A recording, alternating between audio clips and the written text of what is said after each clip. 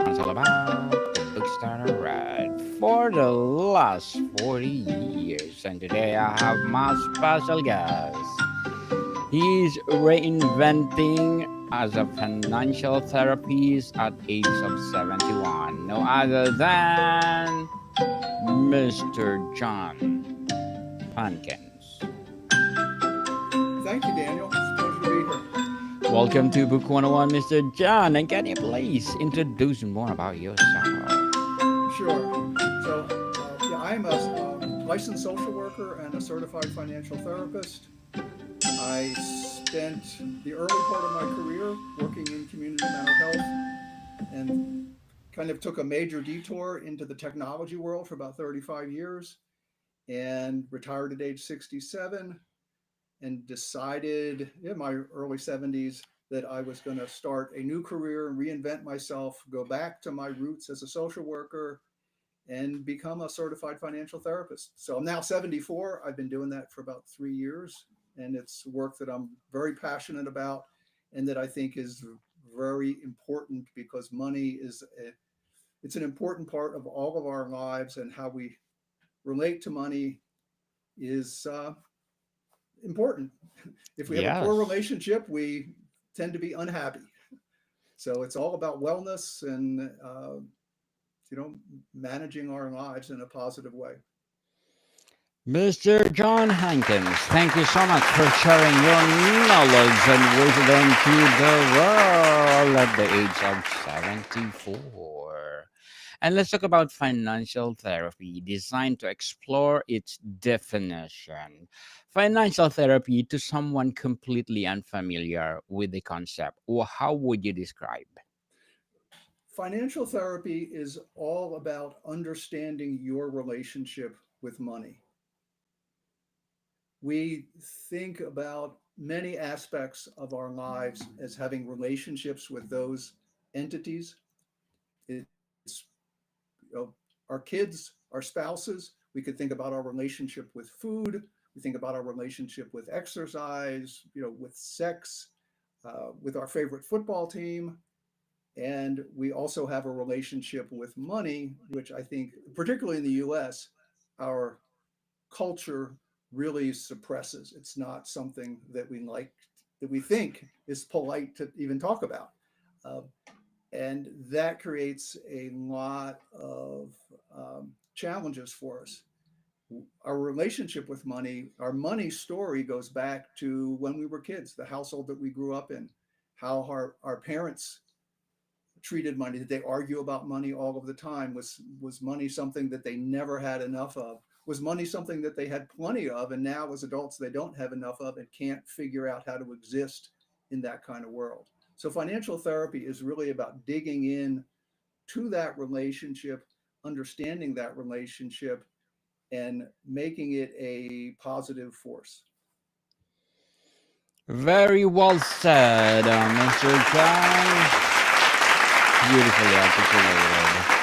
What are the core difference between traditional financial planning, advising, and financial therapy? Well, yeah, it goes back to that whole issue of relationship and emotional content. Uh, let's talk about financial planning as one aspect. That with financial planning, you can look at all the numbers, make the spreadsheets, talk about what you want to do, when you want to retire, what you want to do when you retire, how much money you make, how much you're willing to save. You can put it all into a very nice quantitative package. But one of the things that you see in the financial planning community that leaves a lot of financial planners frustrated is they put together a great plan and then their client never follows through. The reason they don't follow through is something, all about that issue of relationship with money. And let's dig into this. How do you feel about money? Are you willing to make these decisions? Are you willing to commit to a savings plan? I mean, you can give somebody the greatest savings plan in the world, but if their emotional state is, I just, I just spend, I never save, I just spend. You really need to talk through how to plan for the future, why that's important for you, how to bring that spending under control by not just saying, oh, you need to spend less, you need to cut your spending by $100 a week, but what's the emotional content behind that? Why are you spending? What are you getting out of that? There are many people where spending is like a drug. It's an addiction. They get a high from spending, and if you're taking that away, they crash. So it requires a lot of listening, understanding, and digging into both the present, the past, and the future. Fast and the future, as like the movie itself. What disciplines or fields does financial therapy draw from? Like psychology or behavioral finance or counseling or financial planning? All of the above.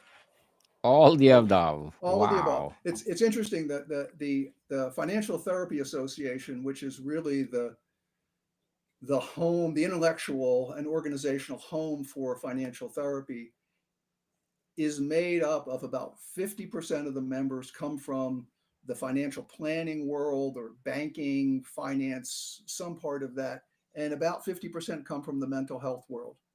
Clinical social workers, marriage and family therapists, counselors, psychologists.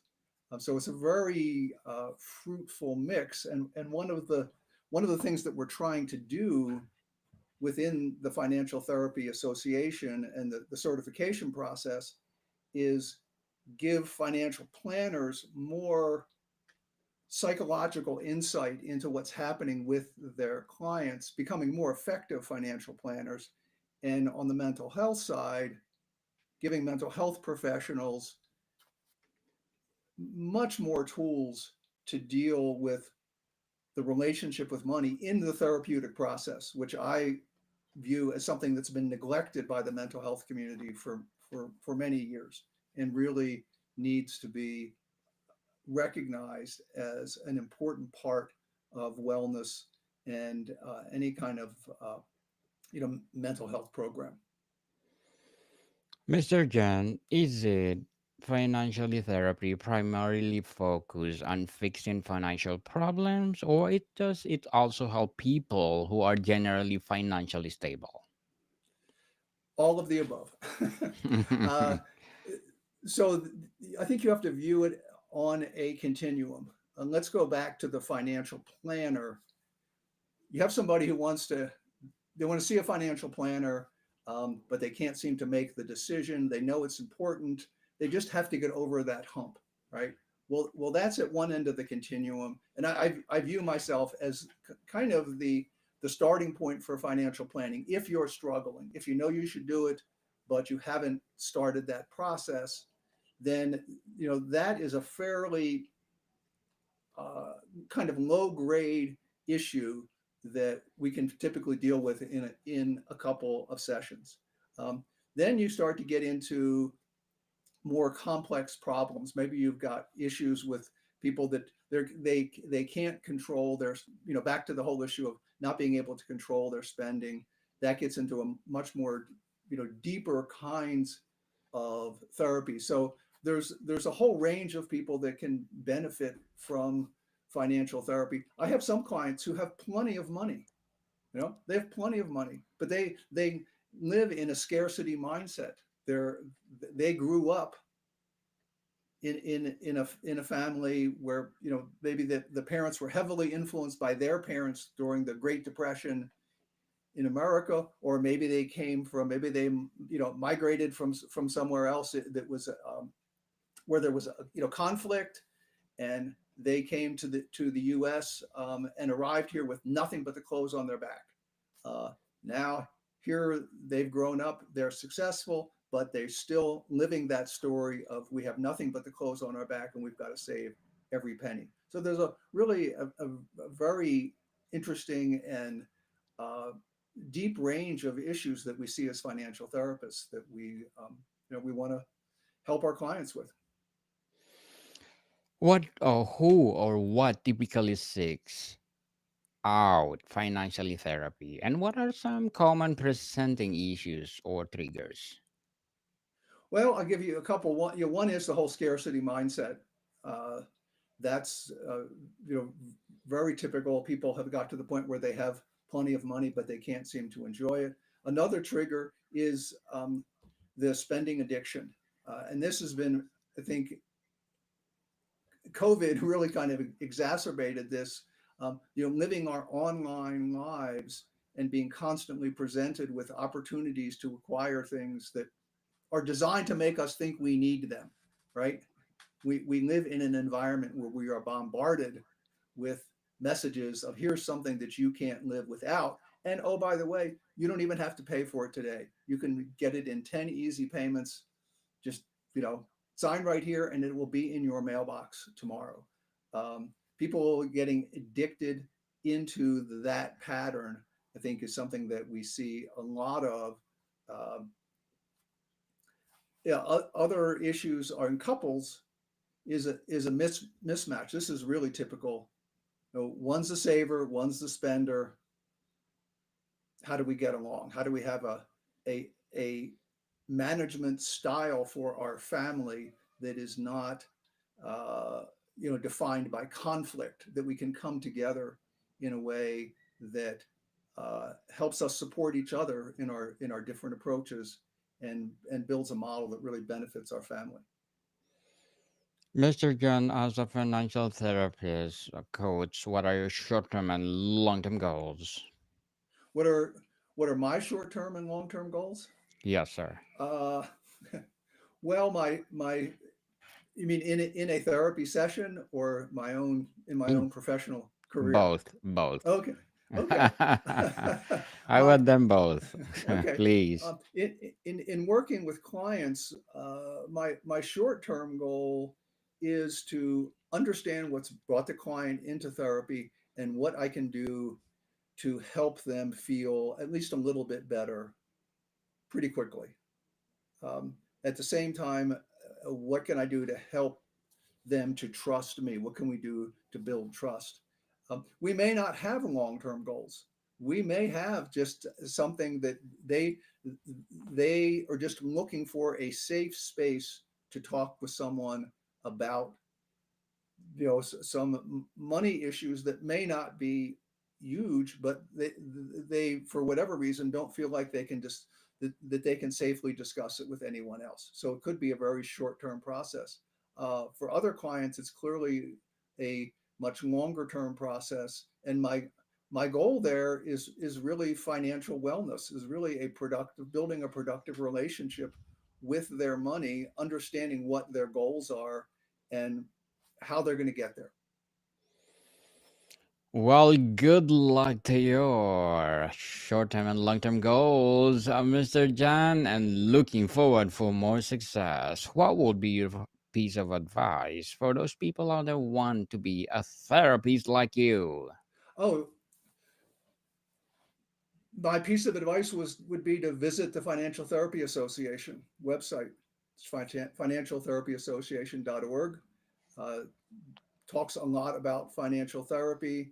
Uh, you can get an understanding of what the certification program is like. We have monthly webinars where we have experts to talk about financial therapy, so you can get some good exposure there. The other is just to search on financial therapy. There are tons of YouTube videos, some from me, uh, that talk about financial therapy and just different points of view on different issues. So there's tons of material out there to get exposure. Also, reach out to me. I am happy to talk to people. If you're interested in financial therapy and just want to learn something about it, on my website you can sign up for just a half hour, no cost consultation, and I'm happy um, to just chat about your interest in financial therapy, either as a client or as a therapist. Yes, people, and thank you for your advice, Mr. John. And can you please recommend a book that influenced your journey? Okay, well, I have a kind of a list, but I'll give you a couple. You mentioned behavioral finance, behavioral economics, and Richard Thaler's book Misbehaving has really influenced me. Just it's kind of geeky, but it really just makes it clear how um how much emotion is in our decision making process around money. That's something that I think is really key to this whole discussion is that this is not a just intellectual process. This is 90% of what we do when we think about money, the decisions we make. 90% of it's emotional. And so his book Misbehaving just goes through the whole story of just theoretically how they built these models that kind of proved that that is the case, and that we need to recognize that. Morgan Housel's book, The Psychology of Money, I think is really I recommend that to all of my clients. I think it's very easy reading. It's very entertaining reading. He gives great advice. It's the thing I like about it is it's really basic. It's surprisingly basic, but he packages it in a way that you're able to consume. Um, and then a third one is The Art of Money by Barry Tesler. It's Barry Bari. Uh, Her book, The Art of Money, is about her personal journey, first struggling with money, then becoming a bookkeeper. So she got in on the quantitative side of things, and then becoming a financial therapist, a very successful financial therapist.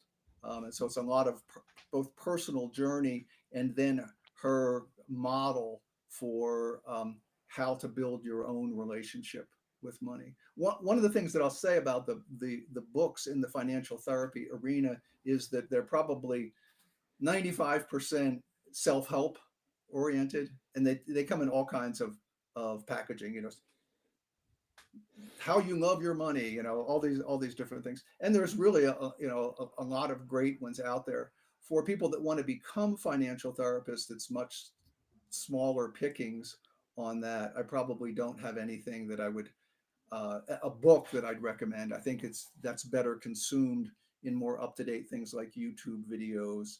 There's the Journal of Financial Therapy, which is a research publication that comes out quarterly. That's another thing that's worth a look as well if you're interested in becoming a financial therapist.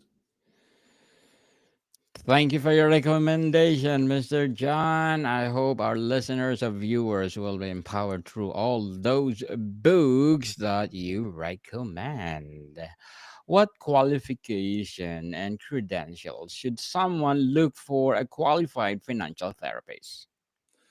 Okay, well, if it's either they have a credential in financial planning, like they're a certified financial planner. This is I'm talking about the US model. Okay.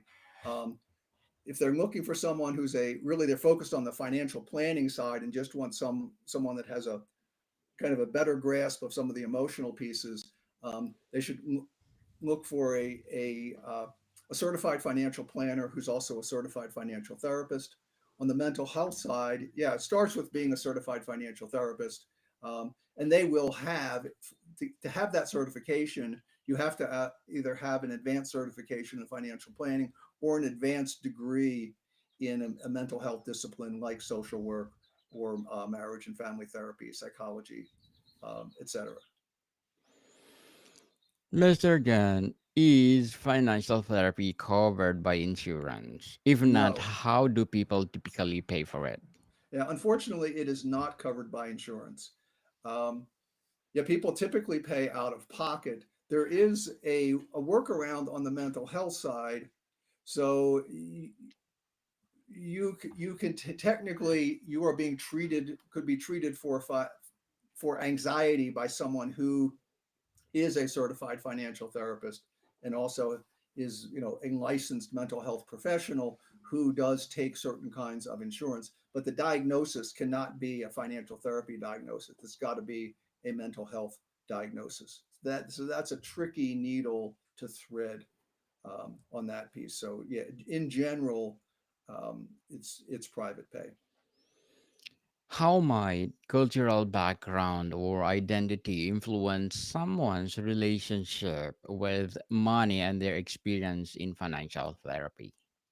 Oh, that's a great question. Uh, well, certainly, um, the way that money is handled in a culture, okay, the culture that that client is coming from, um, and think the history, all of those pieces that go back generations, generations really can flow into that, uh, that individual in that situation. So if you're coming from a culture where there is, let's just say, taking care of your parents as they age as part of that culture, then that needs to be understood and embraced within the therapeutic process. Uh, if you're coming from, like I was mentioning before, and I happen to have a client in this situation where your parents came from, a country where there was a war, and they lived through that war in really extreme deprivation, um, very little food, all of those pieces, and then came to the U.S. with nothing but the clothes on their back. Um, it's really important to recognize that, and to be curious. I mean, I can't, I can't uh, say that that's an experience that I understand or have ever experienced. So, um, trying to put yourself into that person's place and being curious, and drawing out more information about that, I think is when you're coming from a different culture, that's really important that we do that and recognize that, and maybe even do some research into that as well. But being curious and respectful of whatever's in that culture, I think is I mean, if you're not doing that, you're not going to be successful. uh, Certainly. So, Mr. John, before we wrap up our discussion for today, I'm inviting you to please listen to my other podcast, people. My other podcast, because my abstract essay is already in fifth season, abstract poetry in second season, and book 101 review in fifth season too, comedy 101 in second season, and my food 101 in its fifth season as well. Geography 101 in its fourth season, and Law 101 and Mental Health 101 are my baby podcasts. Love Letters in its third season, and Movie 101 Review and Music 101 in its fourth season, and Science 101 and Sex 101 in its first season. Please listen to them wherever you listen your podcast. Mr. John, for someone listening who thinks they might benefit, what's a simple first step they should take to explore financial therapy or start improving their relationship with money today? well, I would refer them, either they can check out my website, financial-therapy.me, or go to the Financial Therapy Association website. There's a list of therapists there. They can, select people, look at kind of characteristics they're looking for in a therapist. And as I said, I'm happy to talk. I think that Yes. that talking to someone is the first step. Okay, there's no commitment, but taking that first step is important. Mr. John Hankins, thank you so much for sharing your knowledge and wisdom to the world. So, can you please invite our listeners to support your advocacy, your business, or whatever projects that you're doing right now? Well, yeah, I'll just send you, again, back to my website, financial-therapy.me. Uh, Love to hear from you. Uh, you can send me an email at john@financialtherapy.me. I'm happy to answer questions via email. But yeah, I'm just very passionate about this whole cause, and want to help this profession grow. Yes, people, let's support Mr. John Hankins because if you support him, more and more and more empowering coaching to come, more and more advocacy to come. Mr. John, thank you so much for your time. Daniel, thank you. Modicon people, see you soon.